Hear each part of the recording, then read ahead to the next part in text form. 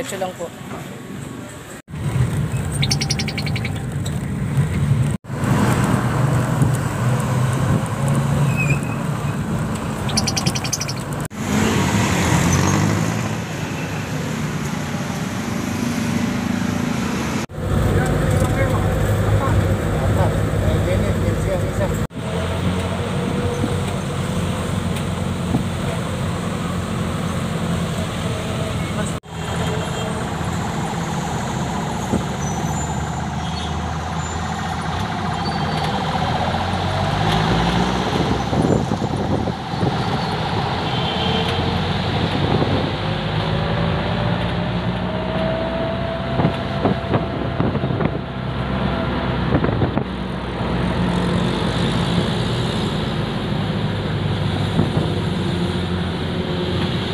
Finally mga ka-diaries, sa wakas, ngayon lang nakatungtong dito sa SM City, Valenzuela. Ayan. After the pandemic, scamdemic na yan, ngayon lang tayo nakatungtong. Ayan. So welcome to SM City, Valenzuela. Tara, pasok na tayo. We're now here at the second floor of SM City, Valenzuela. Dumaan kasi tayo ng footbridge patungo rito para hindi na tayo tatawid pa sa kalsada. Ang lamig, grabe. Na-preskuhan din. Mas marami pang establishments, oh.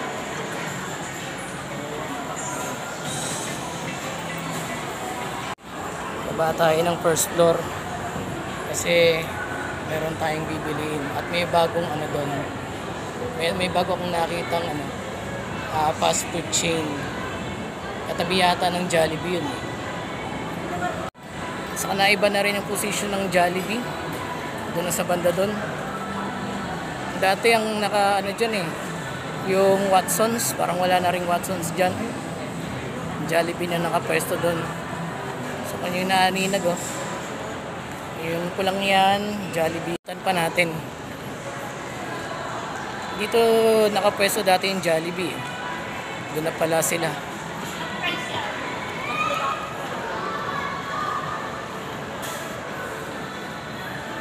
So share ko lang mga ka-diaries. Alam nyo ba dito sa lugar na to, sa Jollibee SM Val, nagtrabaho din ako bilang service crew. So mga time na alam niyo na dahil sa financial problem, nag-part-time job muna tayo. So pinalad tayo na makapasok dito at natapos natin syempre yung kontrata.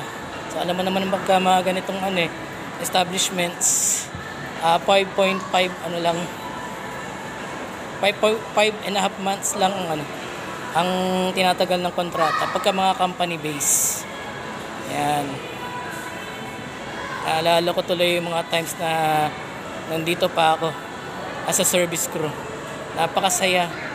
Masalimuot pero masaya. Kahit na alam mo, ang kalaban mo pagod nun. Physical na pagod. Pag-uwi mo, talagang plakda ka. Pero marami ka namang natutunan. At marami ding experience din na nag-gain. Ito yung sinasabi ko sa inyo mga ka-diaries. Dati meron ito sa SM Marilao. Nung kabubukas pa lang na SM Marilao. Pero ngayon meron na pala rito.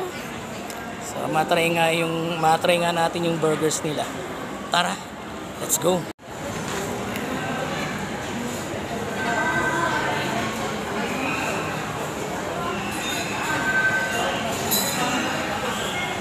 Mga ka-diaries, orange na orange. Talagang maliwalas, maliwanag tingnan. At malinis syempre. Diba? Kailangan natin ng something new na nakakasawa kasi sa iba. Nakalimutan ko palang pakilala sa inyo mga ka-diaries itong bagong store nila dito sa SM Valenzuela. Syempre, Popeyes. Yan, ang ganda ng kulay, oh. Maliwanag sa paningin. Alamin nyo mamaya kung ano yung laman yan. Ang ganda rin ng packaging. Ang buong pangalan niya ay Popeyes Chicken and Biscuits. So may biscuits din sila. Kaya lamas type po yung chicken nila. Para hindi magutom sa kakalakad at kakalibot sa mall, kain muna tayo. So yan yung in-order natin. 1-piece chicken with fries and drinks. Siyempre with rice na rin.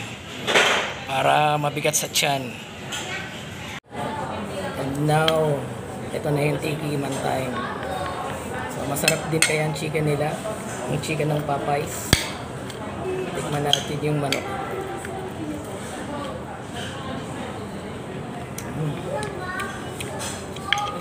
Crispy din ah. Saka juicy.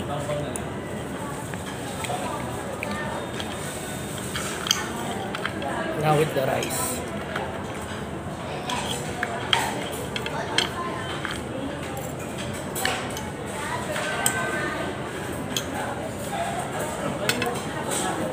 Grabe. Ang lutong din talaga. Ngayon sausaw natin sa gravy.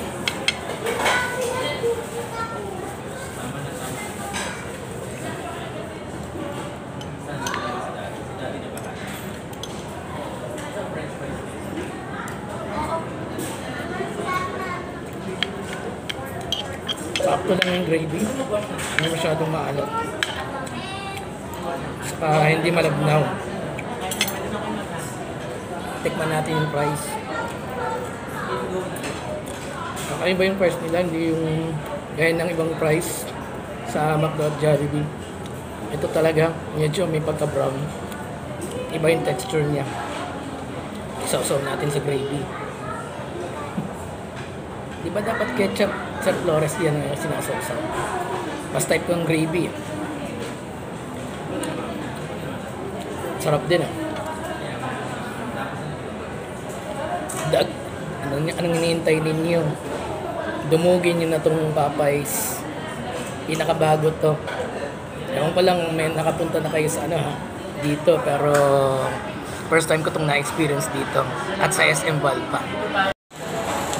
Explore muna natin ng konti ito mga ka-diaries. Tamis ko kasi.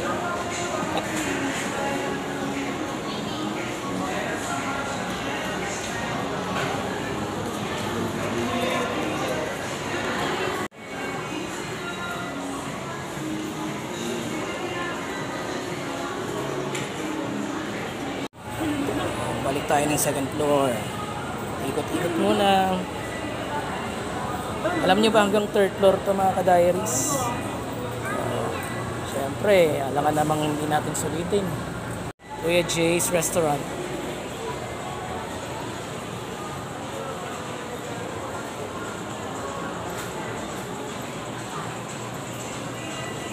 Hypermarket din. Sale sila mga ka-diaries oh. Nasa mahigit 1K lang oh. Kaso parang wala pa kaming sweldo eh. Ito mga nasa 1.4. Kailangan na talagang palitan yung luggage ko eh. Sinabotahin ng nagbabait-bahitan.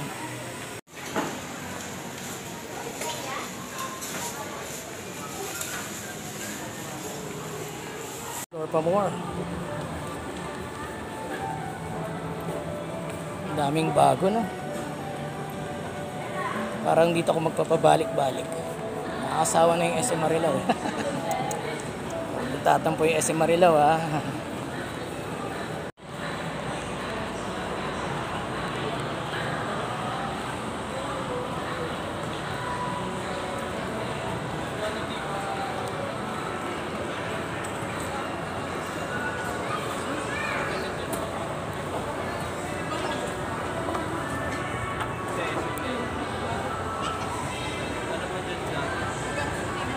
Welcome to the third floor. This is Cyber Zone.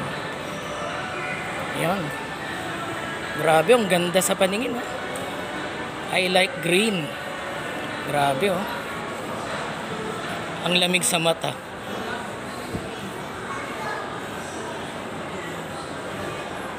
Ito namang ano to, area mo to. Puro na to gadgets, cellphones, laptops, at iba't iba pang accessories, yung mga yung mga printers, yan, and other peripherals. At ang luwag, ang aliwalas. Ang daming pagpipilian na brand ng cellphone, At syempre may food court din sila. Dito din ng food court nila. So mas malawak, ang daming tao.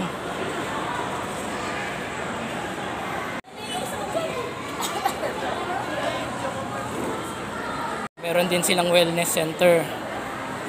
Magpapaspa, magpapaderma, mga magpapagupit, mga magpapabunot ng ngipin, yung mga magpapasukat ng salamin. Meron din dito magpapasalon. Nandito na lahat, syempre. Meron din silang Worlds of Fun. Meron din Quantum. Ewan ko lang kung meron sila ditong Synergy. So may mga arcade center din sila rito.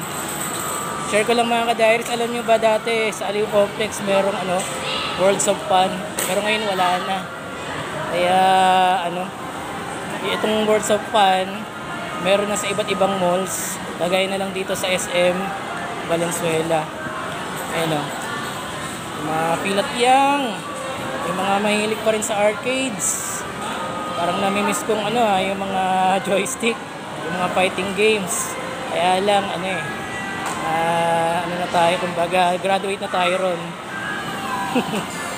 May mga ibang priorities tayo sa buhay, syempre. Sa mga college naman, ito kaya may makikita tayong estudyante. Sila? So yung iba face to face, yung iba asynchronous, yung iba online. Dahil nga alam natin na sa tindi ng init ng panahon, at saka nasa college na sila, kaya na nilang mag-adjust. Unlike sa elementary, talagang todo ingat pa sa mga bata diba? Kaya kagaya na lang sa amin dun sa may Kawayan, asynchronous, online, at modular yung modality namin. Sana nga shortened period na. Pwedeng bandang umaga may pasok, sa hapon uwian na ng mga bata. Okay lang yun. Bago umuwi magpaiwan ng gawain na gagawin nila sa bahay. Yan naman importante doon. At least kasi bandang hapon talagang napakatindi lang init.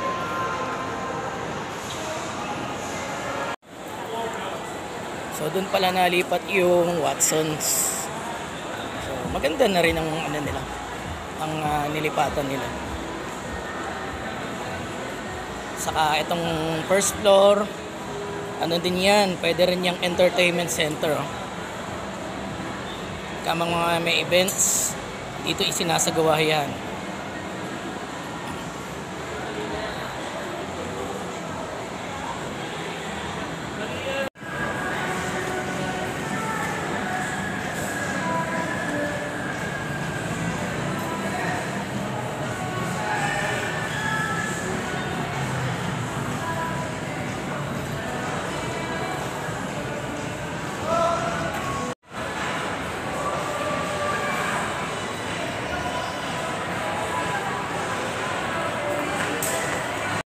Ito yung laman ng nasa supot natin mga ka-diaries. So ito yung bourbon barbecue, honey mustard, at French quarter. Yun. Sa paningin pa lang nakakatakam na. Ibang iba talaga yung burgers ng Popeyes. Amazing. That's all for today mga ka-diaries. So hindi lang to isang beses na pupuntahan, kundi ulit-ulitin natin to. Nakakamiss lang kasi kaya ginawa natin to ng vlog. So ayan, nandito pa rin syempre tayo sa SM Valenzuela. Ayan. So that's all for today. So na-enjoy natin at isa na ng mga makabulahan at preskong paglalakwatsa ang ating ginawa. Syempre pagka napakainit ng panahon, napakasarap tumambay sa mall. Ayan, So this place is good for entertainment center. So paano ba yan mga ka-diaries? So ang gagawin na lang natin, huwag niyong kalimutan na i-like, i-share ang video na ito at mag-subscribe na rin kayo sa ating channel Bicycle Diaries para lagi kayong updated sa lahat ng mga i-upload nating interesting videos. So hanggang sa muling paglalakwatsa mga ka-diaries, kita-kits at God bless.